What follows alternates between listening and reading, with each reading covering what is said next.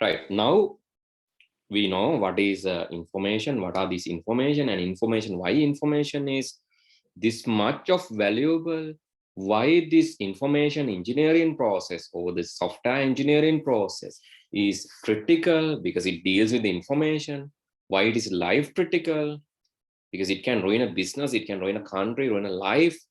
So it's even the entire world can be destroyed, right? So if wrong information, for an example, if NASA produces wrong information, if okay, due to wrong calculation or wrong information got from the satellite, NASA predicts that let's say NASA predicts that there will be asteroid going closer to the earth, but when calculation happens, so they might tell, right, okay, there will be asteroid hitting this part of the world due to some wrong calculation, wrong information. So this is this much of large asteroid. This can even destroy this country, entire country, likewise. Then people will confuse. People will confuse, and people will try to move, and that will be like, so then we can't we can't expect them to take visa and move to another country. People will try to move by breaching or breaking the rules even.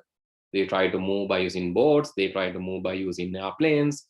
So people will not be able to control further, because even the aircraft, the software, people who control the officers and politicians, the rich people, poor people, everyone is trying to move out, and that will be a big mess, right? That's why I said, so it is life critical. It's life critical, right?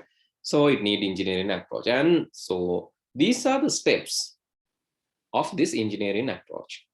So these are the steps of this engineering approach. I would like to take small example to explain this engineering approach. Okay, let's think about these people.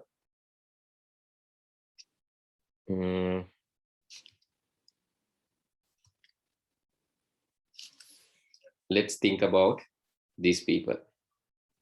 So I think you know these guys. Can you remember your grandparents? Right? So this guy is basically, so Homo erectus.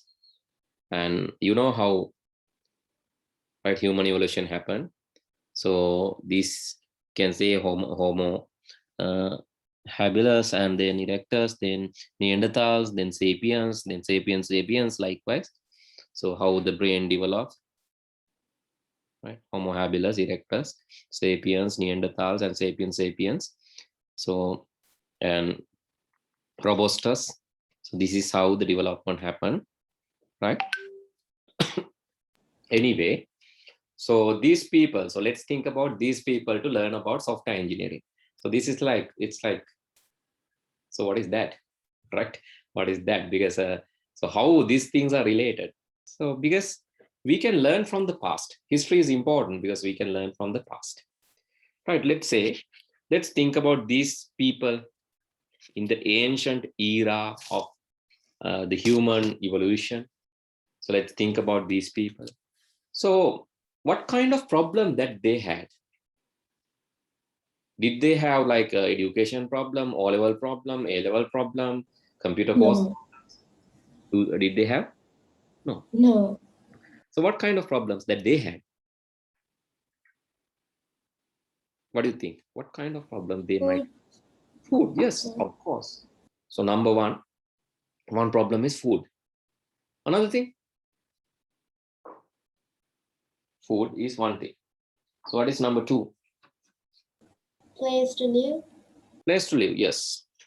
Food, a place to live, food. And they were also concerned about reproducing, right? They were also concerned about reproducing their tribe. Why? Because they want to be become priority. They want to become like number one. They wanted to become number one. They want to become number one. Therefore, they wanted to reproduce themselves for their security, their survival. They need more people in the tribe. Otherwise, what will happen? If there are less people in the tribe, let's say 1 or 2 in the tribe, go train, then the animals will come and they will try to hunt those people. Animals will try to hunt those people, and they can't survive because their tribe is very small. They don't have future. because they are not going to reproduce. So basic three problems, basic three issues were shelter, food and beverages, shelter or place to live, and the third one was reproducing. And what happened? They continuously reproduce. When they continuously reproduce, other two resources will be affected. Other two requirements will be affected. Then continuously reproduce වෙනවා කියන්නේ යගේ වර්ගය වැඩි වෙනවා කට්ටිය. කට්ටිය වැඩි වෙන්න මොකද වෙන්නේ? Food will be limited. Shelter or place to live will be limited. Okay, that was the initial issue. So you have to identify the problem. So the problem is limitation of the resources, limitation of food, limitation of shelter or place to live. That is the problem. Okay, so what you can do to solve this problem, right? So if you were the leader of that tribe, right, assume that you are the leader of the tribe. So what you suggest? So now you in your tribe, you don't have place to live, resources are almost over, no food, no beverages, no water, no food, and no place to live, because your tribe is large now. So as the leader, what is your suggestion? Yes? Discuss all together and then move to another place. Yes, exactly. Discuss with other people or the leaders or other representatives, and move from this place to another place. Move. You know the history. That's how you answer that. Move from this place to another place. So problem was food, water, shelter. That is the problem, but requirement is not the same. Requirement is moving. The problem was food, answer was moving. Answer was not the food. Problem is not the answer always. So when you feel tired, have a wash. Right? Tired තියනවා නම් මහන්සි නම් මහන්සි අඩු කර ගැනීම කියන එක ආන්සර් එකක් වෙන්නේ නැහැ. මහන්සි අඩු කර ගැනීමට විසඳුමක් තියෙනවා. Maybe you can drink some water or you can take a shower. So that's how you control. Okay, then so you know the problem was food and the requirement or the what you need to do is moving, right? Then they were discussing about the feasibility of doing that. What is the practicality? Can we move by flying? No. Because other animals are doing that, birds are doing that, but can we do the same? No. Right? Then they might have observed fish and other living beings in the water. They were swimming. Can we do the same? No. So monkeys, they were jumping from tree to tree. Can we do the same? No, it's not safe.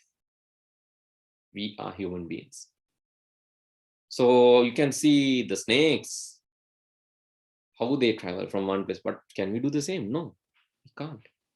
So there were different animals, different species, but how they survive. So birds are moving by flying. Living beings in the water, they are moving by swimming. But so what is feasible for human being is walking. So that is called feasibility analysis. So find the best from the alternative. Okay, then found the best from the alternative. Then they had discussed and planned whether to move south or north, left, right. Likewise, they had to plan. මොකද ඒගොල්ලෝ දන්නවා whether moving left is dangerous because there are some dangerous animals. Moving right, it's not possible. There's a big mountain range, so we can't cross that. Maybe moving straight or moving a little bit right. Likewise, they had to decide moving east or northeast would be the ideal solution. So they have to plan. The plan they have to implement. They have to create a food path for moving. The adults get together and create the food path and start moving. That is called testing. Because adults have to do that. Leaders have to do that in the initial stage. Not everyone. They have to test the system, test it and hand over to the tribe. That is called deployment. Handing over to the tribe. Now everyone, kids, women, and maybe older people, everyone can move. And after some time, this will be damaged due to rain, due to some other issues. This might be damaged. Then you have to repair, review, and maintenance. Kindly write these steps by remember the story of tribes, right? So I don't give the note of tribe, not about the tribe, but you can draw a tribal woman or tribal men here. But understand that, and that's how this evolved, right? So that is not that is not software development life cycle, but that is called system development life cycle. Okay, SDLC or system development life cycle, please write. Right. So please remember the tribal story, right? That how it came, right? This, right? Because it came from the history. So this historical approach, but anyway, so system development has like related, so that is related to the story, but not the same story, right? So in the system development, any kind of system development or software development, you have to find out the problem and find the requirements related to that and find the feasibility of doing, applying that requirements. And then the planning, coding, testing, handing it over, do the actual coding, and you have to test this and hand over to the relevant parties. So that is compulsory, and this is how you do it. Okay, so then, okay, you can see how this happened. How this happened from starting from Windows 95, 98, Windows 2000, XP, Vista, likewise, time to time, they have come up with new solution. So this is how system development was applied by Microsoft. So starting from Windows 95, not actually, even before that, we had Windows 3.1. Windows 3.1 was there. And even before that, Windows 1 was there. But this is how the journey came. So why? So after creating, the first problem is handling hardware. The requirement analysis, we know we need an easy method of handling hardware. The system designing, planning, that was, we have planned for the operating system. Actual system was developed. It was tested and given to the crowd. Then need to maintain. But after that, some time, people will think Windows 3.1, it looks ugly, right? So the new problem is better look. Here, see this. First, actually, they came with DOS, disk operating system. DOS or Microsoft. So Microsoft DOS. So this was the earlier, this was the computer earlier days. It has Microsoft DOS and the floppy disk to put and keyboard likewise. So this is how it looks like. The DOS, disk operating system. But this is not nice. So then they came with Microsoft Windows 1, not 10 actually, Windows 1. So they came up with Windows 1. You can see it's primitive. So only like large font. So normal, not much graphics, but some graphics were there. It's not nice, no. So this was the one, and a large floppy is there in the side. This is how window looked like. And there were small games like this. And this is like, oh, it's not. So then, so they further developed and it came up with Windows 3.1. Quite nice, better than previous. Multiple windows can be opened and that can be organized in the desktop. You can see icon in the desktop, right? Small icons in the desktops, but those are not colorful. So the next problem is need a colorful OS, right? First problem, need easy OS, Windows 1. Need better OS, better look, Windows 3.1. Better colors, then came up with Windows 90.9 as Windows 95. Okay, looks great. Some colors, color icons, but still not very good security, still not very good for watching movies. So this is how the introduction happened. The historical image, launch of Windows 95, launch of Windows 95, historical, right? But still, it's nice. It has graphic features, but we're not very good for watching movies and not very good security. So they came up with Windows 98, which is, so I can remember how I watch movies in Windows 95. So when we were watching movies, like in Windows 95, so the performance, we could see the frames. Our frames, එකකට පස්සේ එකක් යනවා නිකන් slide show වගේ. It looks like slide show, not really good, because some quality movies we couldn't play. Right, some small movies we could play, but some quality movies we couldn't play. They were pixelated. Pixelated means small dots can be seen. So that was not really nice. Then Windows 98, it was somewhat good, because the movies and all, there are graphics and these multiple colors. Okay, multiple colors. So those were integrated, and games. So some 3D, right? Some kind of 3D was there. Not perfectly, but some 3D games. Those were introduced. And then came Windows XP.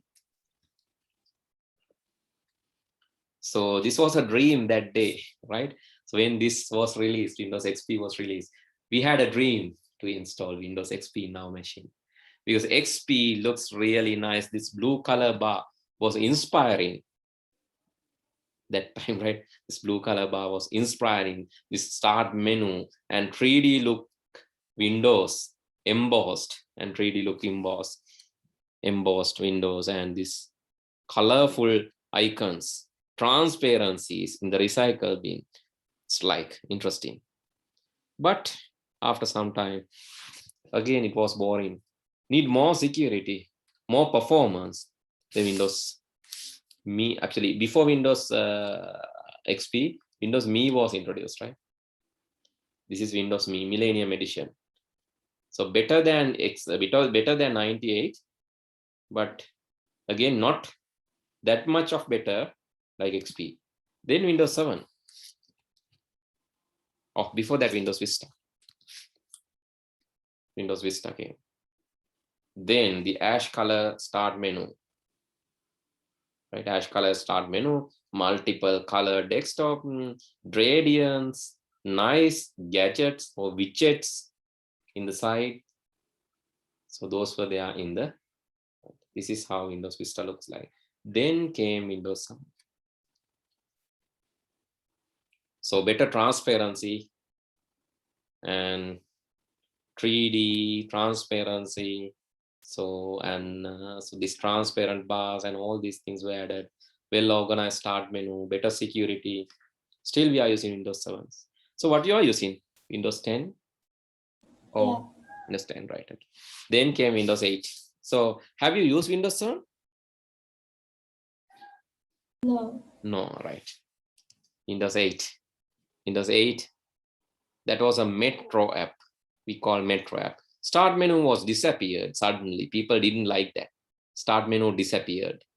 So people didn't like that. People were complaining, where's the start menu? We need that. So Windows 8.1 suddenly released to fix that issue with the start menu. And Windows 10 is released with the proper start menu and the Metro app. Okay. It has the Metro feature as well as start menu. Both are there. Okay, don't know about the future. So, but anyway, this will continue to evolve. It's not going to stop. Going to be continuously evolve. Okay, so now I think it's the high time to go for. So the problem definition we'll learn. So we will not go in details of those things, identifying the problem and finding the requirements, but we'll do that. Right? So before that, so let's write down this problem definition or identification.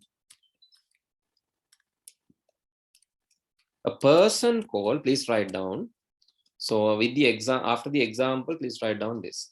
Keep some space for the example, then write down this problem definition. A person called system analyst. A person called system analyst.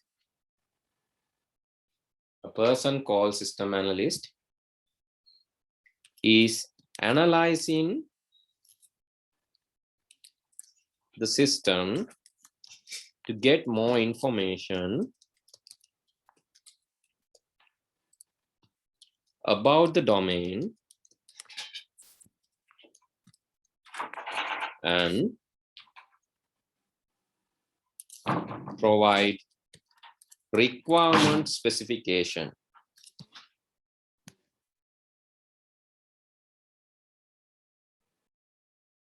Requirement specification.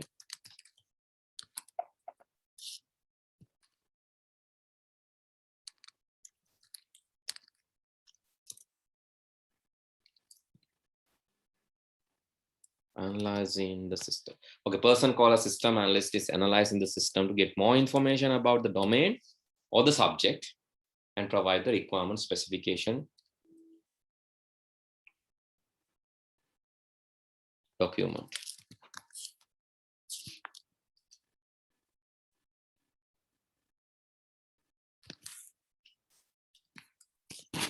Then the next page is requirement analysis. Most critical phase of the SDLC, as this is where the requirement is properly captured. If any error here, it will give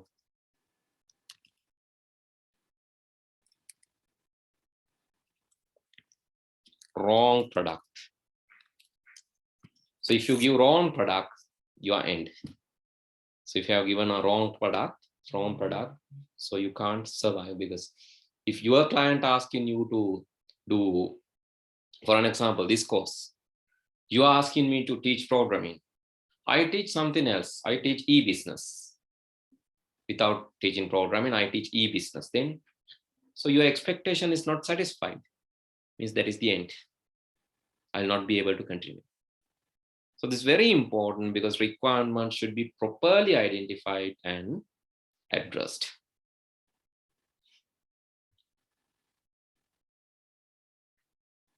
Third one is system designing.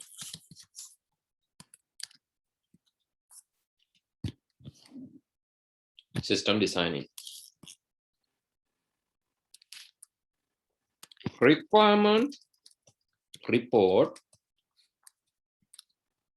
has natural language explanations. Requirement report has natural language specific explanation. This will be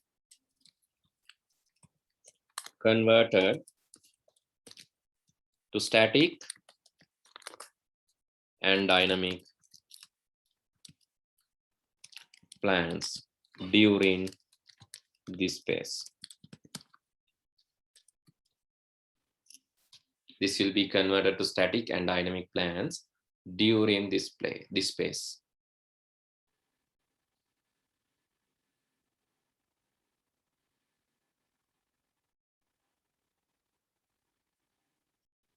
This will be converted to static and dynamic plans during this phase.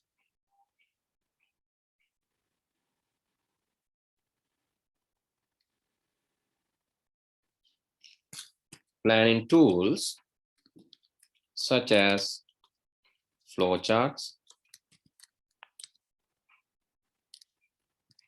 pseudocode, UML diagrams are used here.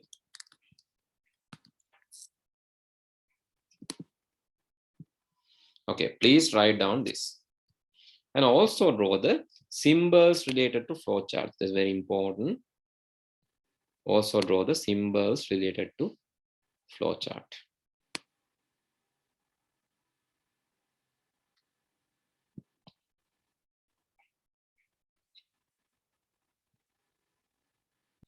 So no, this is like painful to write not related to coding.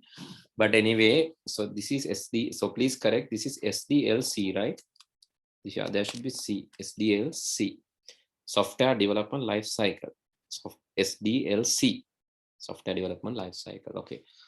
So now, you know, So after passing the problem definition phase, after the requirement analysis, the designing phase comes, the third phase. And in designing phase, so basically it focus natural language, converting natural language to the symbolic notations like this. So why? Because natural language is a bit ambiguous. Okay, I'll give you one example from the history. Don't know whether you have heard of this story. So when these foreigners captured one of our leading character, so their commander has sent a message saying, okay, මෙන්න මේ වගේ message එකක් යවලා තියෙනවා.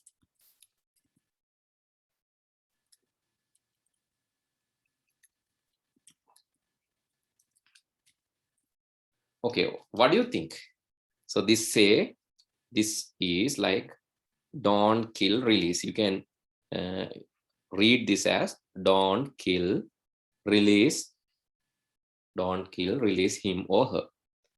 So, and this can also be read like this: kill, don't release. Kill, don't release. Or if you put dot here, it's a don't kill, release. Right? If you put dot here, it says don't kill, release. But if you put dot here, it says kill, don't release. So understand the difference, understand the ambiguity of the natural language. If no dot is there, then what? Which is the, if no dot is there, you have to decide. You have to decide based on your preference. That's why natural language is always, most of the times, not always, it's most of the times confusing. Not will so it's very difficult to understand.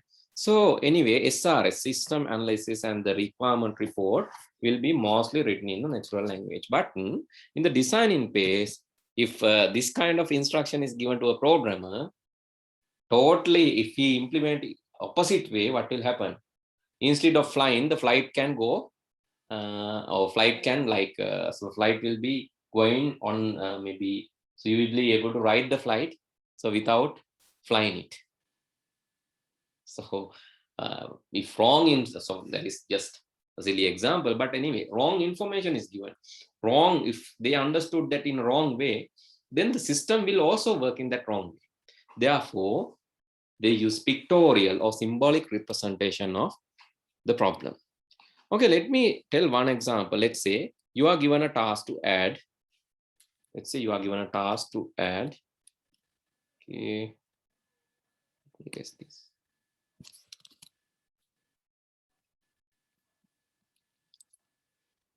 Okay, let's say you are given a task to add 3 numbers. Please look at this. Let's say you are given a task to add 3 numbers. Using these symbols, you can do this by writing these symbols in a proper order. You can write these symbols in a proper order and do this task. So how we are going to do this is basically, let me cut this, paste it here, and let me cut this and take back to the top.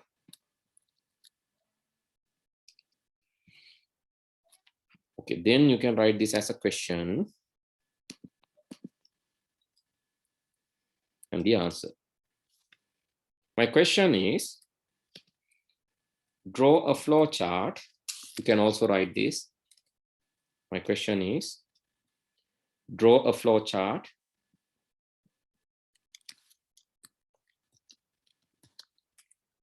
and write pseudocode. Draw a flow chart and write pseudocode and programming code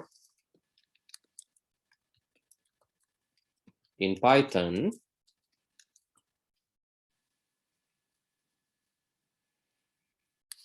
draw a flow chart, write pseudocode and programming code in Python to input 3 numbers and add those numbers.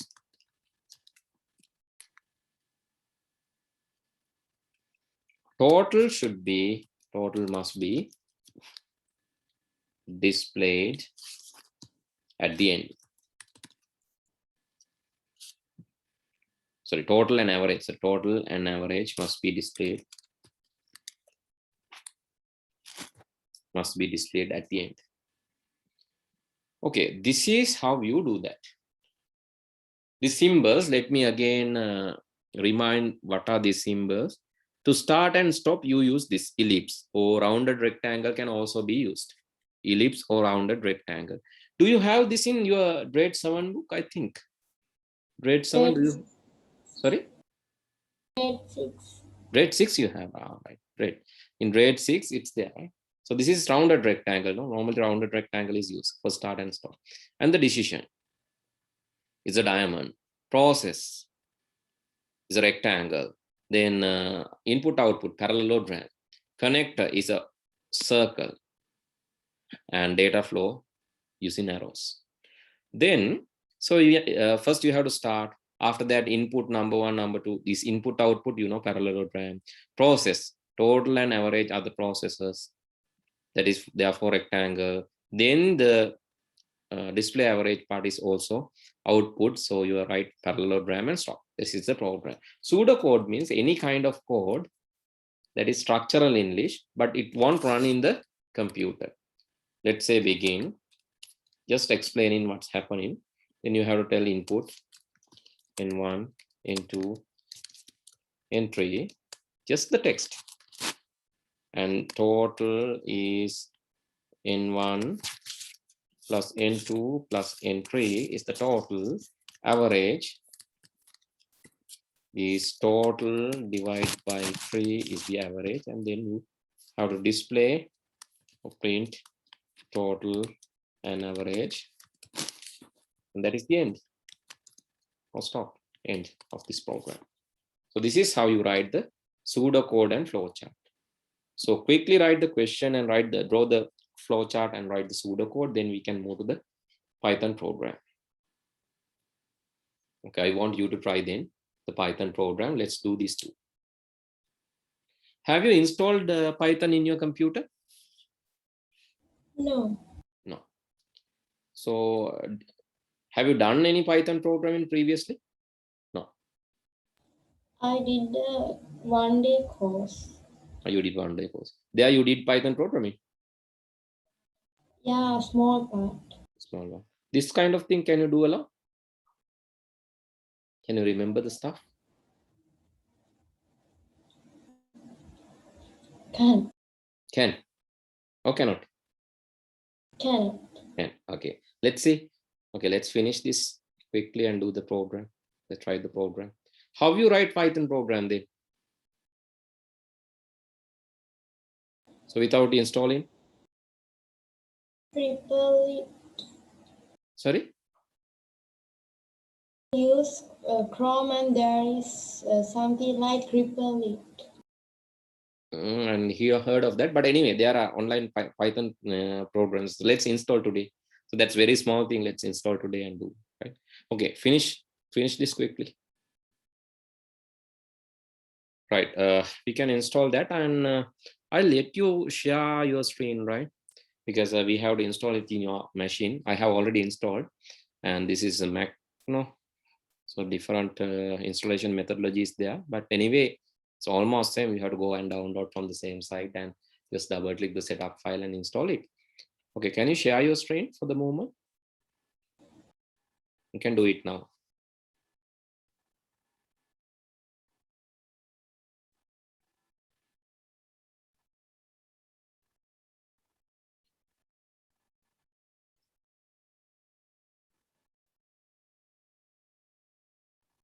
Okay, right, I can see it. So can you search Python IDLE?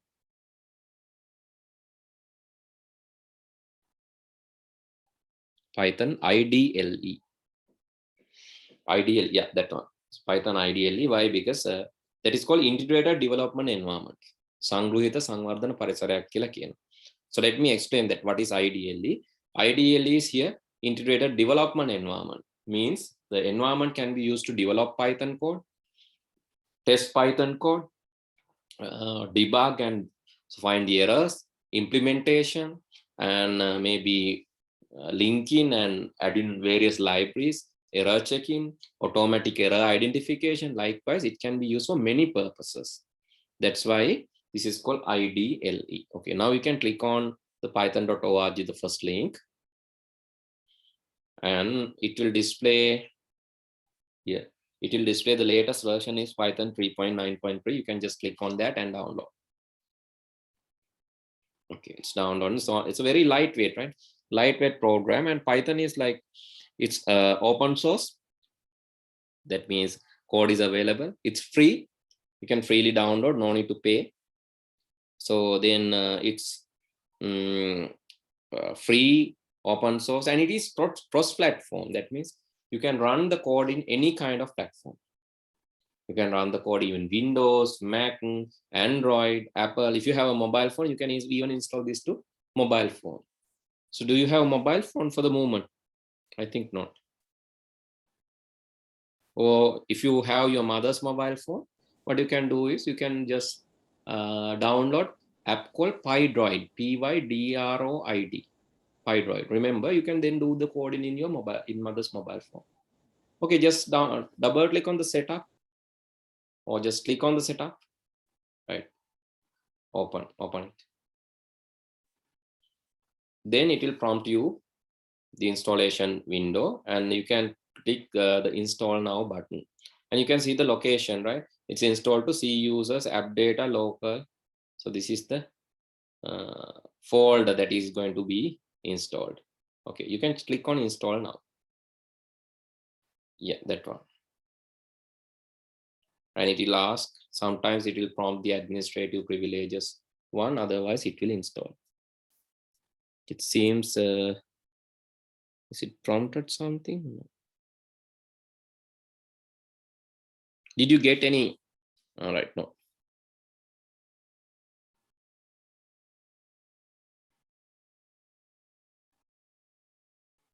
You can see it's very quick process.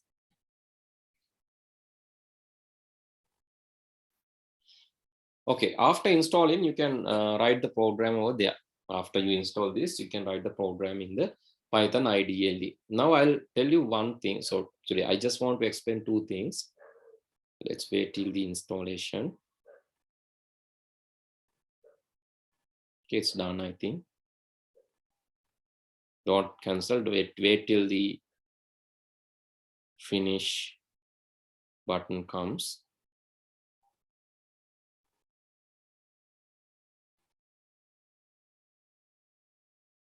Okay, it says now Python, new to Python, start with online tutorial. Likewise, it gives the help. So this is what I said. Software is not just instructions. It has the documentation. This is part of documentation. It shows you some help,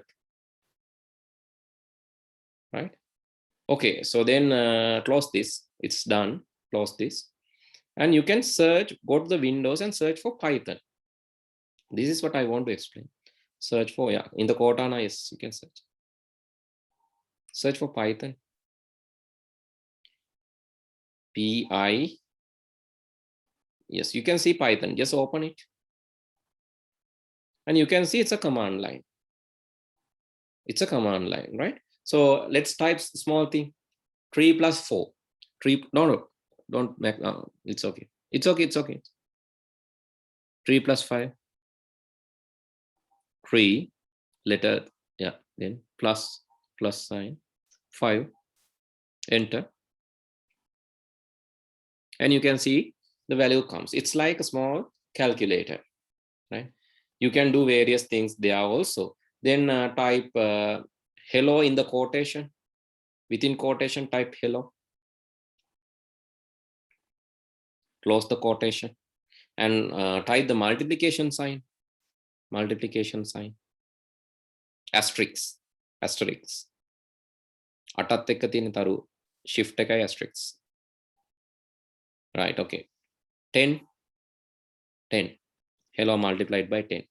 Enter, and you can see it will be print hello 10 times. Hello will be printed 10 times. This is like real time calculator. Okay, just time. So let's take input. Type x. x equal input within brackets within quotation, write enter number one. Enter number one. Yes, the text. Enter space number one. Okay, close the quotation and close the brackets. Press enter. It's asking enter number one. Press any number. Type any number. Enter. You could have put small space, but it's okay. Now press x into 5. X multiplied by 5. X multiplication symbol. Again the asterisk. 5. Okay, then press enter and you can see it will be multiplied. Enter. 7 is multiplied 5 times. 7 is treated as string, right? A text. Text that we can edit. Later we can. So anyway, this is command line. This is command line tool. Close it. Close the tool. And search for ideally now. Ideally. No, not there. In the Cortana. Search for ideally.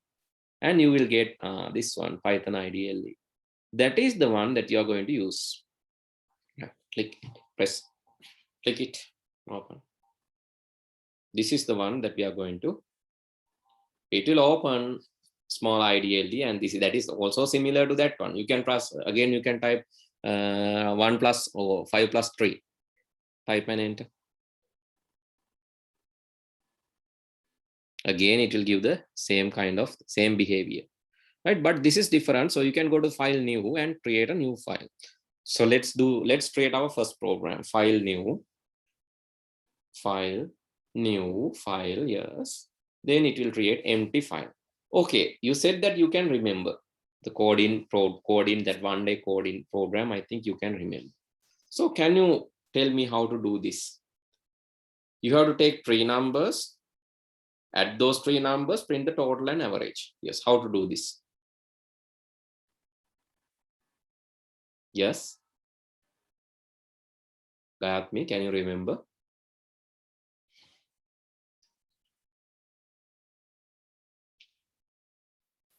Yes, quite difficult. Is it? Yeah. Okay.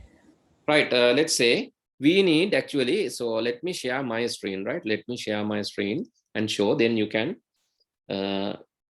Yes, after installation, now you saw how ideally is working and how Python is working. Let me do that for you. I'm using ideally in Mac environment, but still the same, right? It's not different, still the same. And if I search like Python, it will go and display that other one, right? Python, if I see, I will get this one. So, but if I search ideally, I will get this one. Okay, ideally is behaving similar to that Python shell or the command line. Let's say I'm telling the ideally, hey, ideally, what is 4 plus 5? 9. I'm telling ideally, hey, ideally, x is 4 and y is 10. So what is x plus y? It's telling 14. I'm telling ideally, what is x into y? It's telling 40. Okay, I need to get input. I'm telling ideally, hey, ideally, number 1 is input. So you can just say input. That is also enough. Number 1 is input. But then you will get this kind of empty place where you have to input the number. And I can tell number 2 is also input. Number 2 is also input. Then ideally will,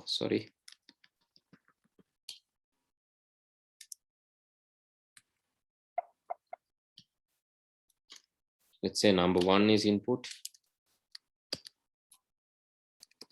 34 is number 1. Number 2 is also input. And I'm giving 90 as the input. Now if I ask number 1 plus number 2, it will give the 34, 90. That is not mathematical addition. You see that. That is called concatenation. Concatenation means it will be added as a text. 34 වලට පස්සේ 90. But that is not maths.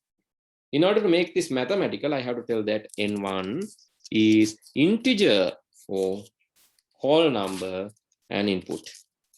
That is integer input. And I can tell 34. Same way I can tell n2 is int input. Then it's asking, okay, how to int input, close another bracket. N2 I'm giving 90. Now if I ask, okay, something wrong there. I think additional bracket n2, sorry, n2 equal int input, and it's asking n2 is 90. Now if I tell, okay, what is n1 plus n2, that will do the mathematical addition. 130, sorry, 124. That is mathematical addition. Anyway, you can't write line by line. This is not good, no? That's why I asked you to take a new file. So you can do this with me.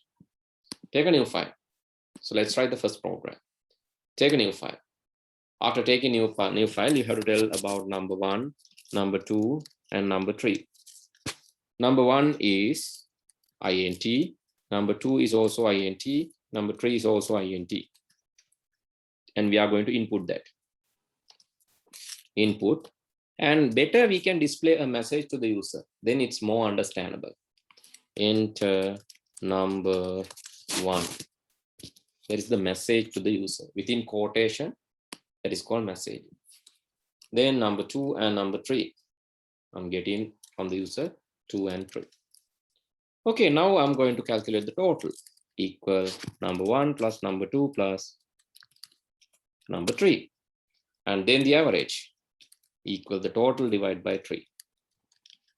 Then I'm going to print the total. Total is dot, and I'm going to average, print the average. Print average is total is total and average is average. Okay, this is my program. Now what I'm going to do, I'm going to save the program as file save as program program1.py. py is the extension. Program1.py. py is the extension, and I'm going to save in the desktop. Save, run module. You can see enter number 1, enter number 2. I have to enter the number 2, enter number 3. So it will give you the total and average. So this is how the program is running when you run the program. Okay, shall we do this quickly? Okay, I'll shift to your desktop. You can share the screen and do this.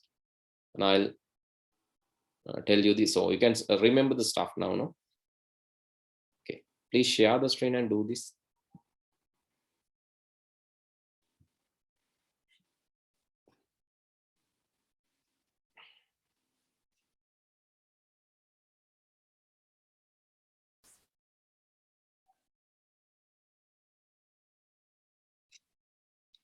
Okay, so you can use total or tot, that's okay.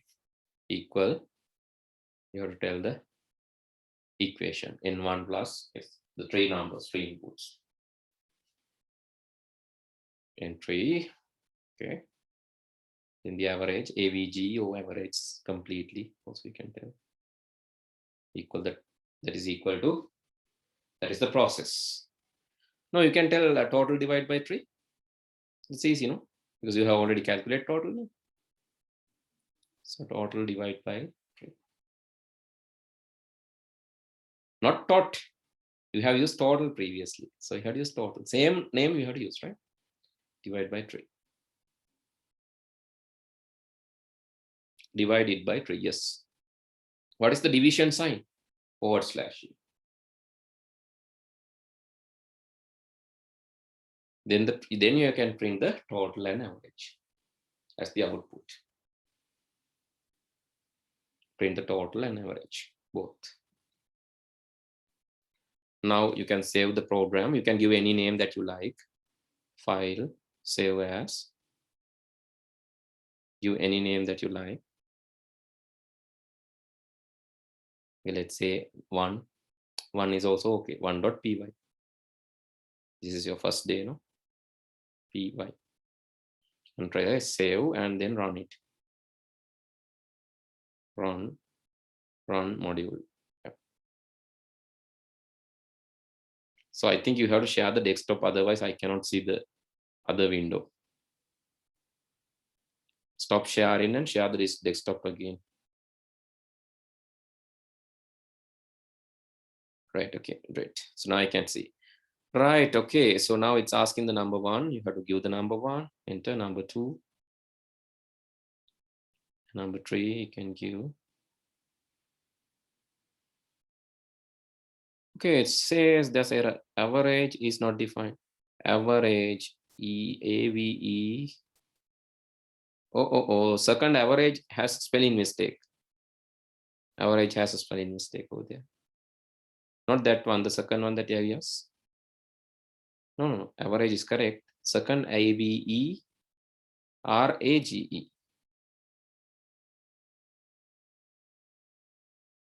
Okay, now run again. Okay.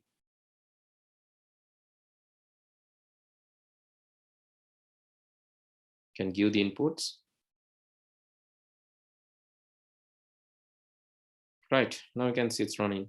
It's printing the total and average. It's printing in the same row because you have given that as a single command, but you can just edit that by altering like this.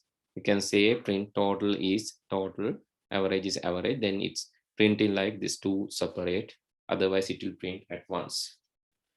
Okay, now you know how it's running. With that, I'm going to stop for today. I'll send you a homework to do through the WhatsApp. I'll send you a homework. The next Thursday, we can discuss about that. And I think you can enjoy programming now. You can practice programming. And there are some tasks in the grade, I guess in grade 9 book. So you can download grade 9 book from the internet. There are some tasks, actually that is stretch programming, but you can do the same task using Python program. Now, you can just try it as a homework. And anyway, I'll send you a question to do at home. Try to get that. Try to answer that as well. All right, then let's meet on Thursday. See you all and have a nice day. Bye. Thank you, sir. Um, Bye.